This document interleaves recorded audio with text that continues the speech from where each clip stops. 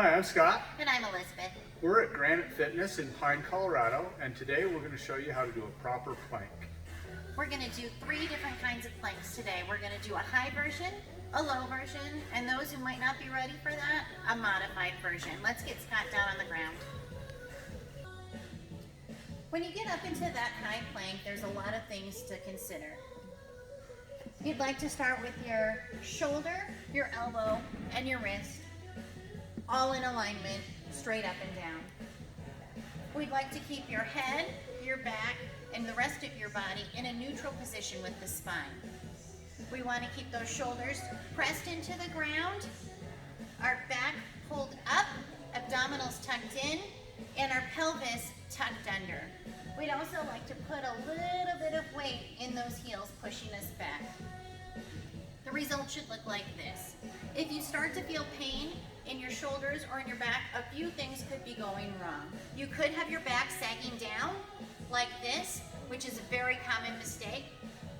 You could have your arms too far in front or too far behind. Both of these things will cause your shoulders to be hurting or your back to be hurting. Let's move on to the low plank.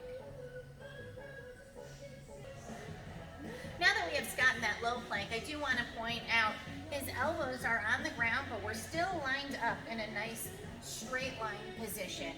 Our back is still neutral. We do want to continue with bringing those abdominals in, tucking our pelvis under, keeping our head up. If our head is too far down, it will look like this. And if our head is too far up, it will look like this. Nice neutral spine will make sure that you don't have any pain. We'd like to keep our toes on the ground and push back. So just like when we were in the upper position, but now we're down on our elbows. Let's move on to the modified version. For those of you not ready to do a high or a low plank, there is a modification version. So when we get into that, we're going to be on our knees and we'd like our body to be nice and long. We are thinking about our abdominals being drawn in, our pelvis tucked under, and our shoulders pushing down.